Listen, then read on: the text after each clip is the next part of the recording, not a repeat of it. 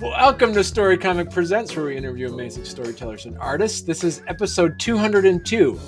I'm your host, Barney Smith of Storycomic.com, and we're excited to have with us the acclaimed and talented sci-fi fantasy author, Chrisitan Prosperie. Chrisitan. Hello. Great to be How you here. doing? I am very excited. Very excited. All right. For this. Excellent. So this is good. We connected through ASAP Imagination, which you were Any One World anthology series Perspectives that came out. Yes. And you also have an upcoming novel coming out through Any One World, which is called Across the Astral Frontier. Is that correct? Right? That is correct. Every single word. And yep, I'm very excited about that. Just to get all the ball rolling with ASAP is going to be so much fun. Really, though. Right. Yeah. Got a great group of people there. I know that Paul Hades has been doing a great job with that.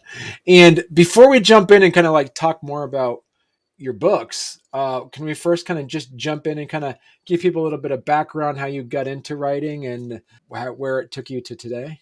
Yeah, of course. I mean, writing, I've always loved it, you know, and I think my first piece of writing was when I was like 8 or 9 years old, right? And I mean, I'm been a nerd my whole life, right? Just uber nerd. So super into Pokemon, like back whenever Pokemon first came out. My first piece of writing, I got a journal. So I was supposed to, you know, I was interested in journaling, and then that quickly devolved into writing Pokemon fan fiction. Like the pictures, I was drawing pictures and stuff. Like that was like probably my first experience with it. I mean, it wasn't obviously serious or anything like that, but I was like, I guess I like writing stories. Just started with Pokemon fan fiction and stuff. So I was placing myself in the shoes, right? I was definitely self-inserted myself into those stories, right? As a Pokemon fan is my dream. And then I just fell off, right? I mean, I had a ton of hobbies growing up, and I was playing sports all year round. Played sports in college, but it was like once college was done, I was really just kind of like, what do I want to do? And then I started just thinking of stories again, and just stuff wouldn't leave my brain, and like, you know, I had the time and the energy to spend on other things, right? And it just kind of started reflourishing into my daily life. And then I decided around 10 years ago, I was like, you know what, I'm just going to go for this. And I started writing my first novel, and, you know, it took about 10 years to get my first publication. I know some people can go faster than that. I didn't have a legit background in writing or anything like that. I just like to create stories. So it took a while, but, you know, here we are. And then that's kind of what we did with that, you know, from just messing around to starting writing. I just was like, I'm going to write a book. And then that was it. I'm hooked, and that's it, you know?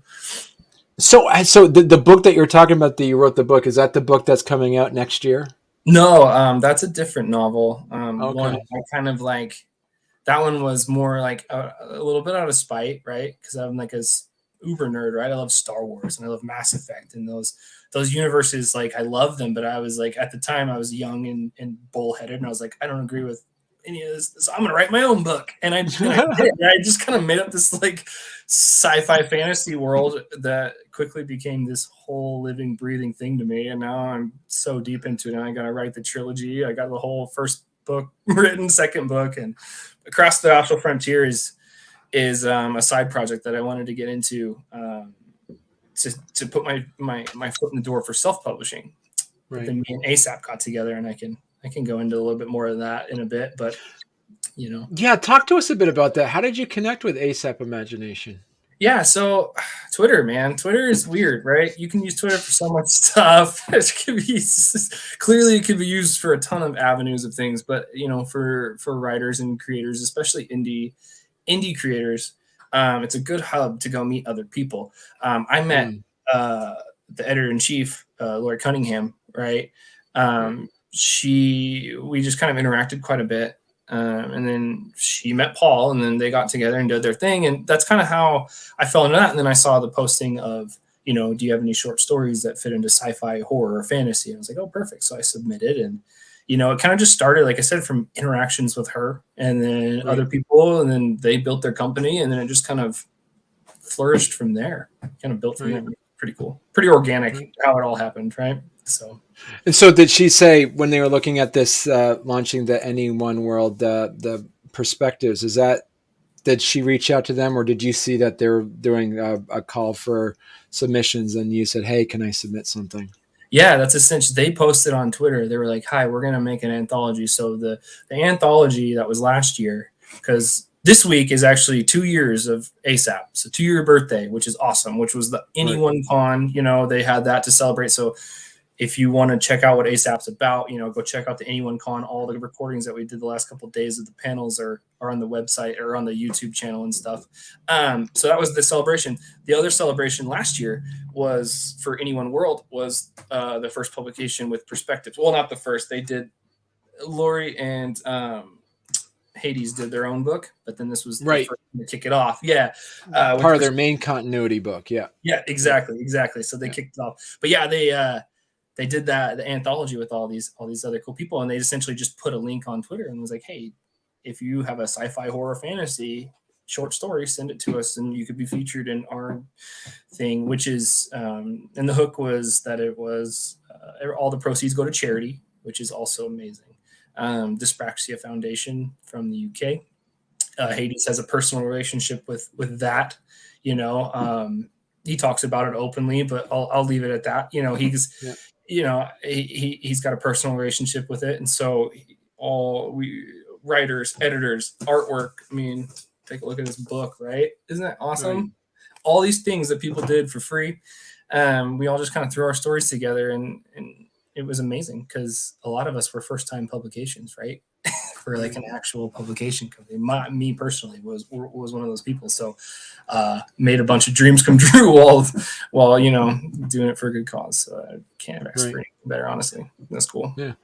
And so the book, the story that you put out there in Perspectives was called The Murmuring John and the Recording of Alexander A. Williams. Yes.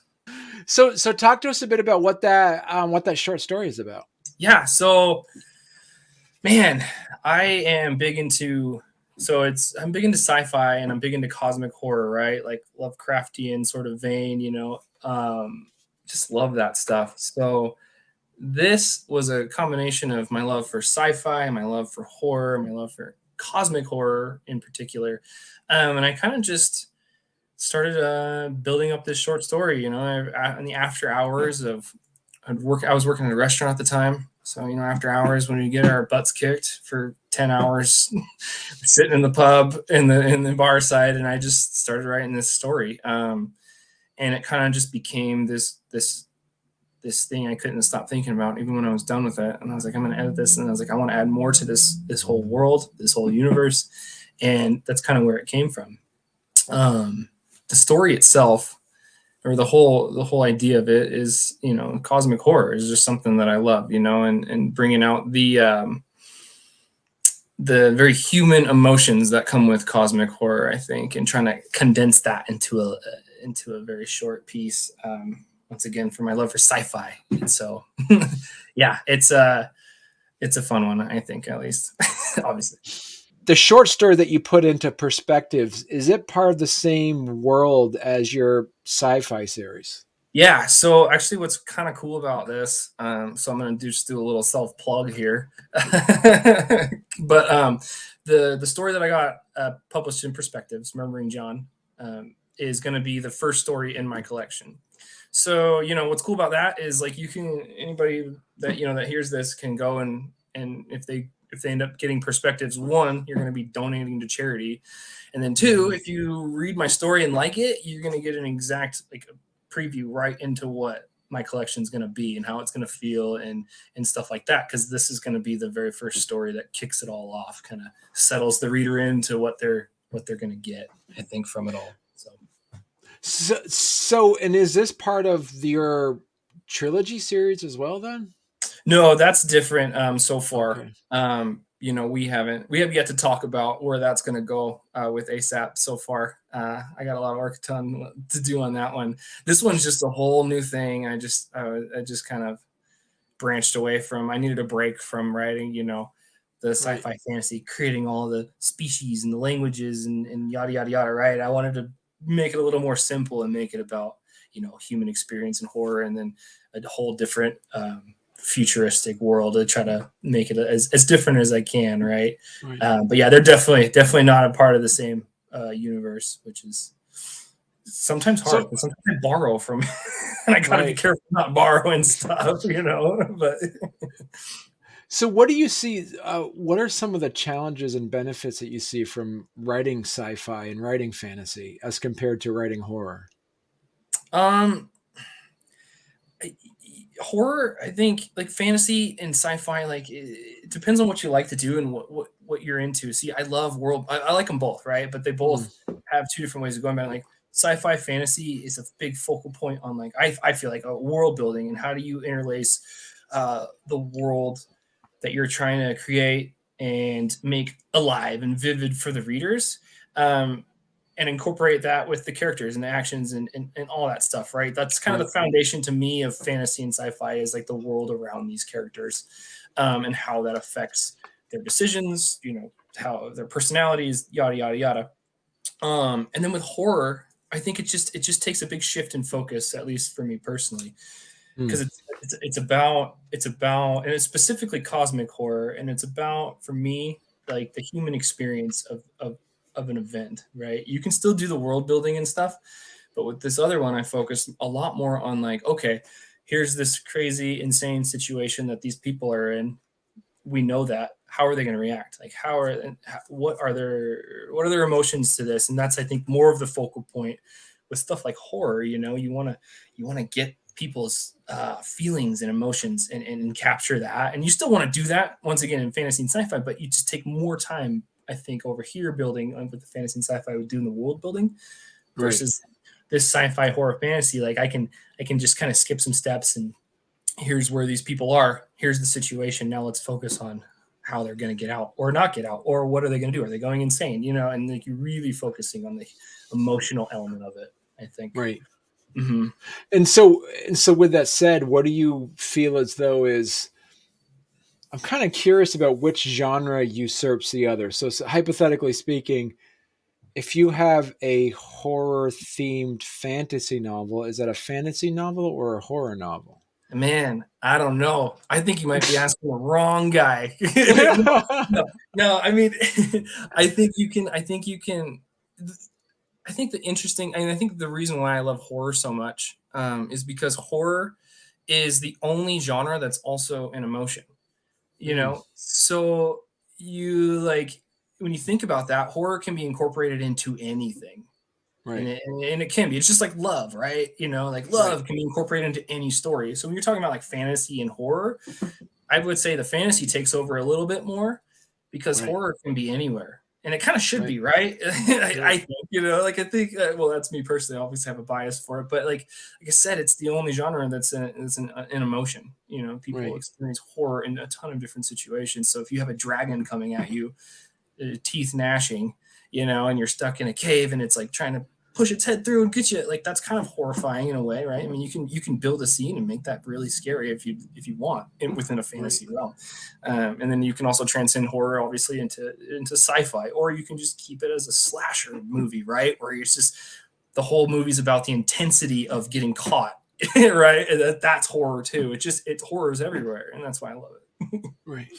So what do you when you sit down and write your stories, are you writing stories that you want to tell, or are you writing stories that you think people want to read?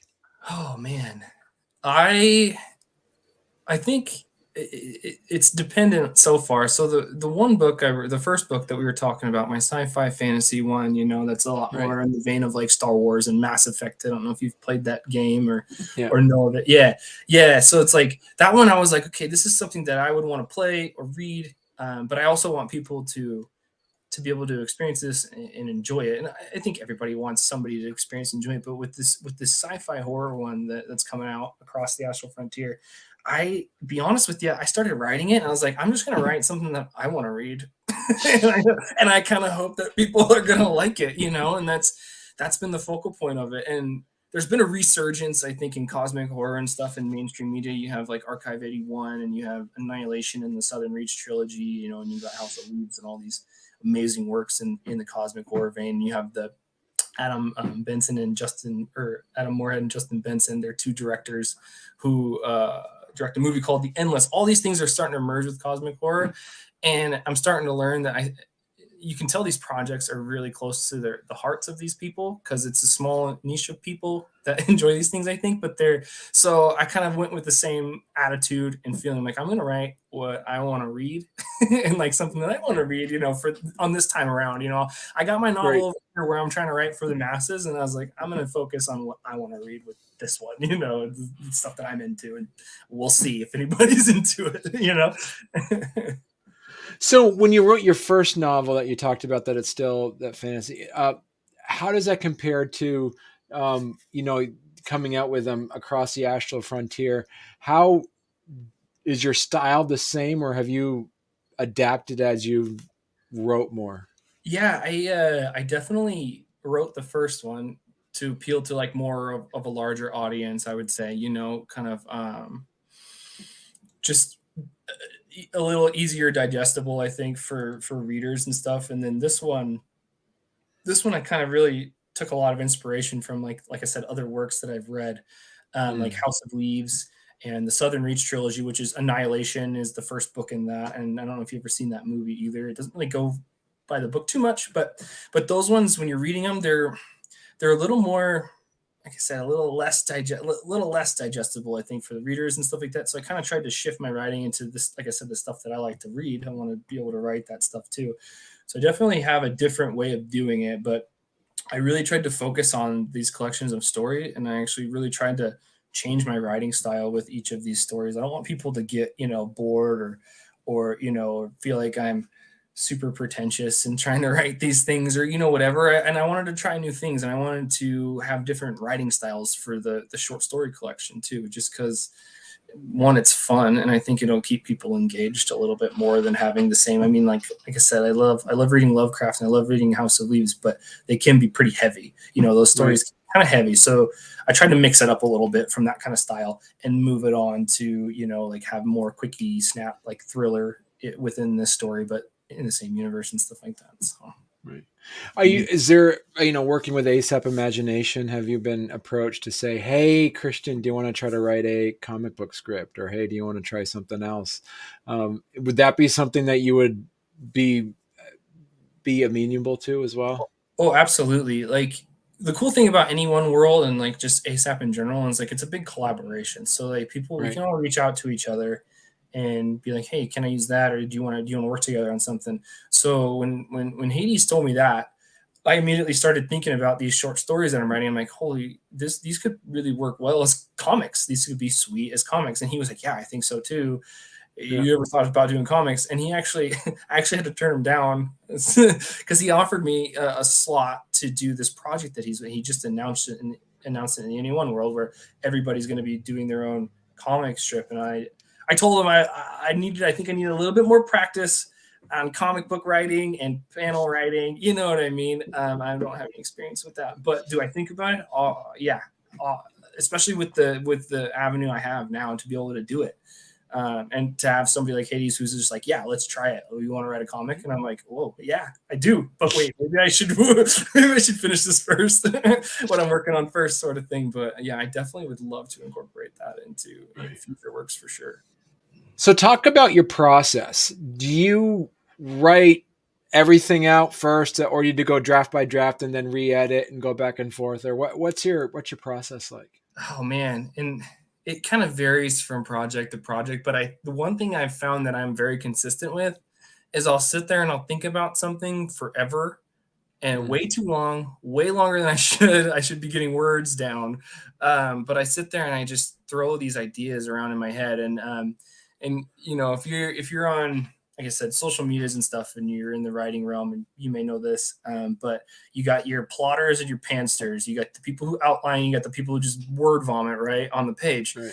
I kind of fall in between, and I feel like I kind of count as a plotter because I sit there and think about these things.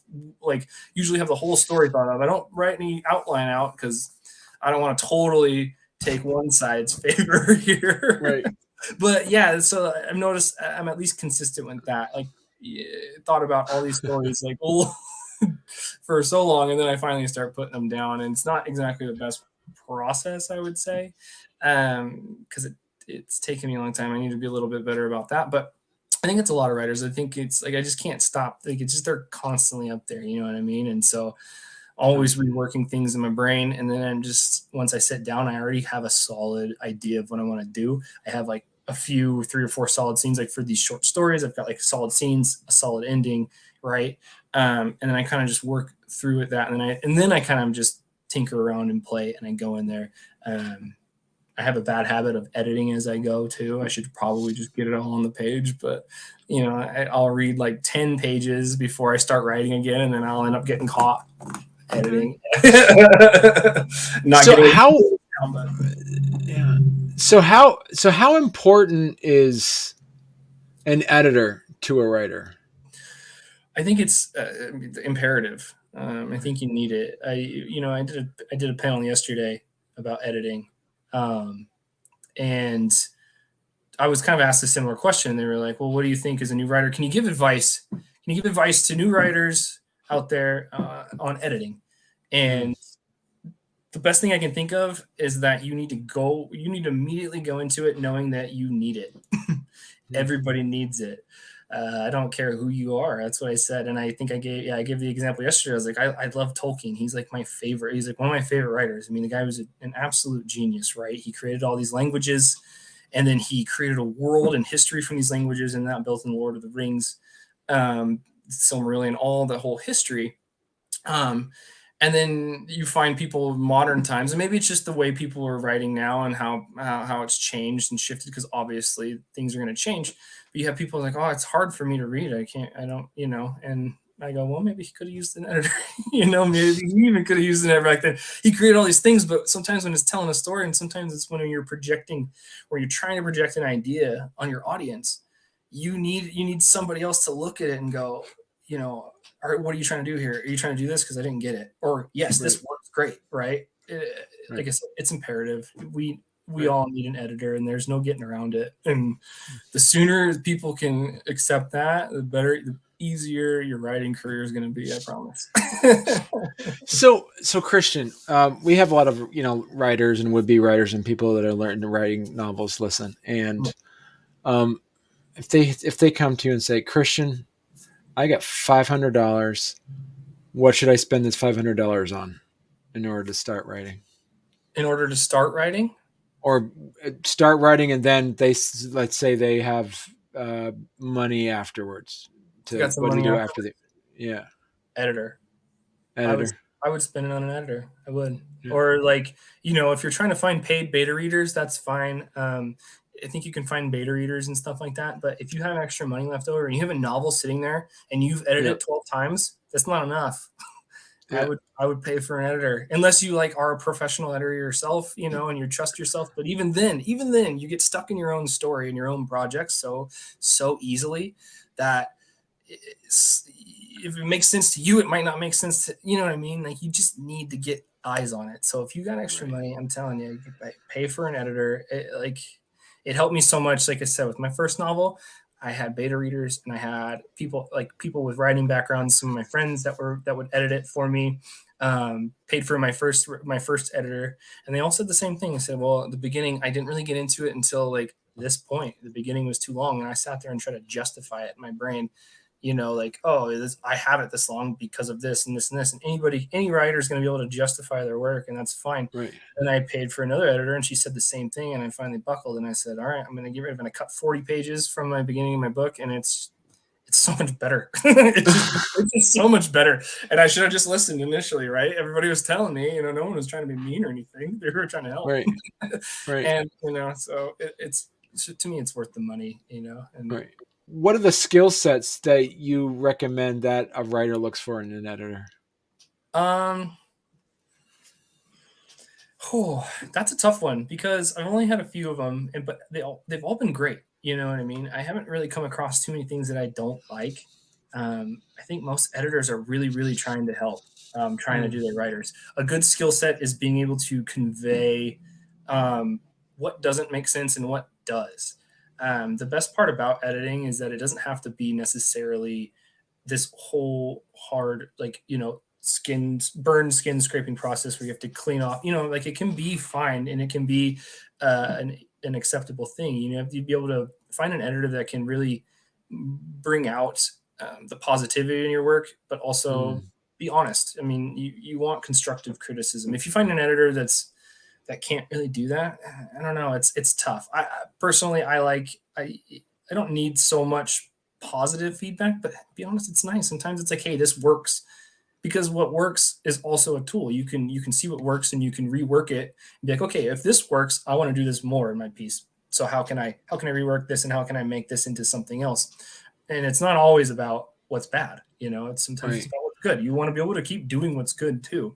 So you got to be able to find an editor that can really look at the whole scope of things, and be able to tell you all that stuff. And like I said, I've been very fortunate so far to work with some great people already, and they've all been able to do that very well. Right.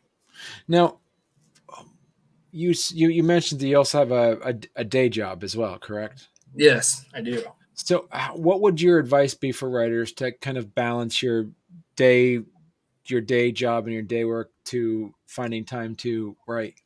Oh man, well, this one's kind of hard because I'd be a little bit on a high horse right now because I'm fortunate enough to be able to work part time at the moment, so I can finish my book. But regardless of part time or not, you got to get a schedule down. And I hate schedules. I do. I hate it, and I want to be able to just do things on a whim, and go have fun. And if I want to get home and go for a hike or go to the gym or whatever, I want to do that. But you got to treat it like a job. And I know this is like sort of like a advice I'm sure like all of these writers have heard, and it might be one of the first pieces of advice they've ever heard, and it was one of the first pieces of advice I've ever heard as a writer. But you got to treat it like a job, because you're not always going to want to write. You can't wait for inspiration, and that's just unfortunate, because it would be nice if we could wait for inspiration and then crank out a 500-page book, right? But that's just not how those things get built. Those things get built by perseverance and writing when you're pissed off, and you're tired, and getting just 100 words down, like whatever. But setting on a set schedule and then writing, just getting it down. And it's a hard truth to swallow, right? It's kind of like dieting. It's like there's no fad diets out there that don't work for you. You have to eat healthy, and you have to get like there's no quick and easy way to do it. There's no quick and easy way to write a novel. You just have to do it every day, or like as much as you can. You know what I mean? I'm not going to tell people that they have to write every day or anything like that, but you gotta be consistent enough, and you gotta write when you don't want to, which is going to be half your days, I bet. Especially when you work at a restaurant, man, I'm telling you. So what tip did a writer give to you that you found effective? Kind of just going into that. I think that was the biggest eye opener for me. I sat on my first book. I thought about it for 2 years before I wrote a word down. You know what I mean? I don't know if I was reluctant or not, or whatever. And that was clearly the wrong choice. In hindsight, I was like, I wish I would have started writing when I started thinking about it, because that's 2 years of experience that I waited on. Right. So for me, that was the best thing that I heard. It was like, you're going to write, and you're not going to always want to write. It's just how it is. It's just like, if you do, great. That's amazing. And I think you're a mutant, maybe, if you want to write every day, all the time. Like, that's just, I mean, you know what I mean? Like, there's going to be some days where you're just not going to want to do it, but you got to. So you mentioned that it's how important it is to have an editor. You mentioned how it's important is to sit down and get some time together to sit down and write. What worked for you? Are you write in the morning? Are you write in the afternoon, evening? What did you find that works best for you? So strange. This is really strange. But like, I've always been a night owl. I could stay up till 3, 4 in the morning, like nobody's business, right? And just super easy to do that. And I always tried to incorporate writing at night, and it just didn't work for me. It didn't work. It's weird. I don't get it. I don't understand it, but I guess I just don't want to do anything at night except be awake for some reason. That's all. So I thought I would be able to have the mental gumption to be able to work regular jobs and then just write, in the wee hours after midnight, and that just didn't work. But if you can do that, great. That's awesome. Good for you. You're not me, I guess, But so what works for me is like I find a set schedule, and I always try to do it when my brain's active. I find that I get mentally exhausted pretty fast. And I also find that when I'm thinking about my stories every day, sometimes that wears me out. And I'm kind of mentally exhausted to put words down sometimes. So it's like, sometimes it's best for me, at least personally, to start my day off writing. Or like right now, like I said, I get off work at 1 o'clock, I come home, I make lunch, grab another cup of coffee or two, wake myself up again, and I do it for try to do like at least 3 or 4 hours, and just set a schedule, and try to get into habits, man. Habitual writing is going to take people far, I think. Right. Mm-hmm. And talk to us a bit about your upcoming book, Across the Astral Frontier. What can your readers and fans expect from the book? So, Across the Astral Frontier is going to be a collection of short stories, sci-fi, cosmic horror short stories about humanity set in the far future. We've sort of colonized our whole solar system. We were given's a weird word, but we found the technology to be able to go further. And this creates sort of a society based around exploration again, and not so much about people and the existence of everything, and everything's about exploring and reaching further and further.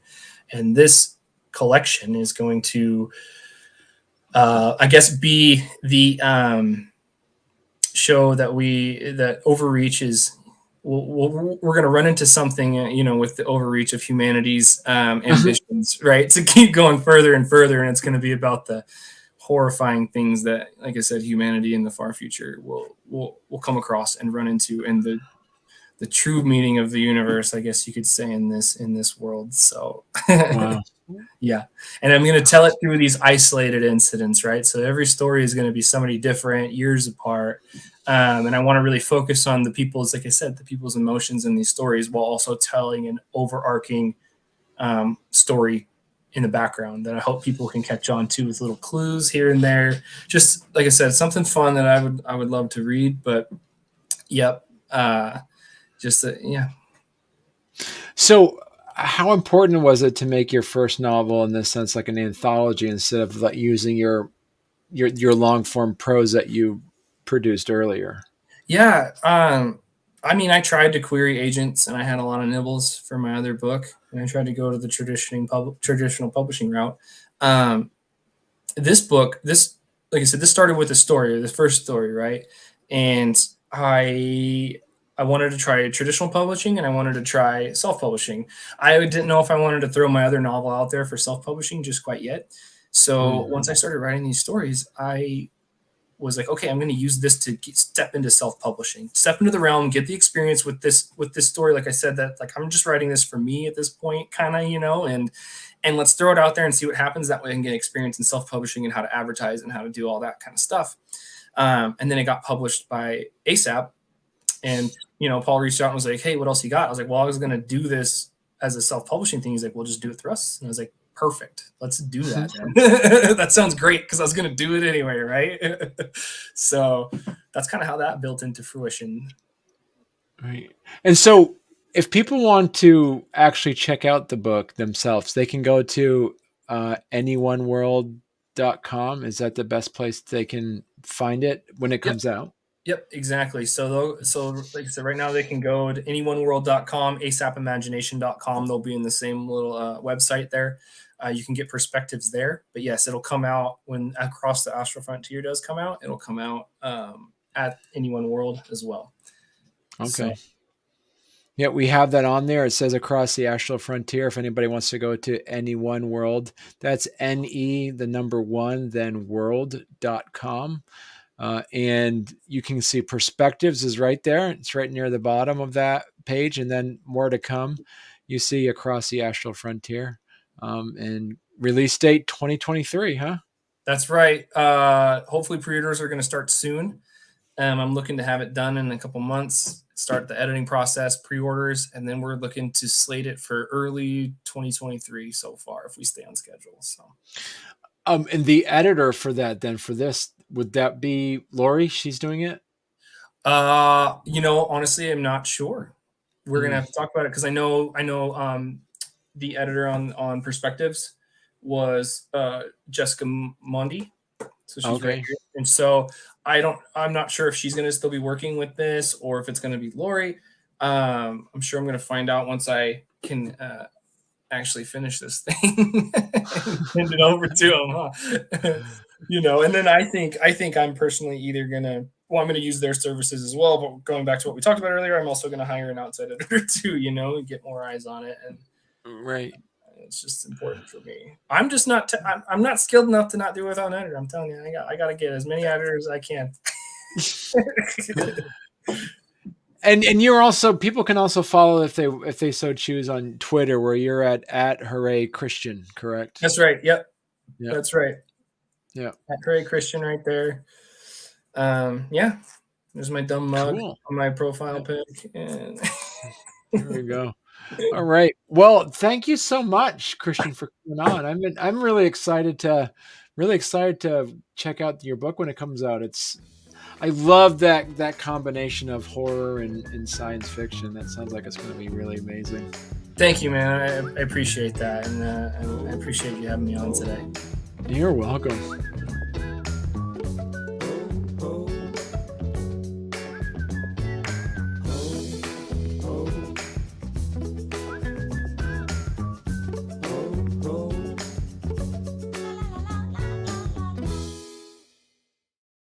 Did I get it? I got it right. You did. You nailed it. Crushed it. It's almost like I wrote it down someplace. Yeah, I don't know. You did that from memory. You did that from memory. For the full listeners out there, not the people. That's right. You did it from memory. So, yeah.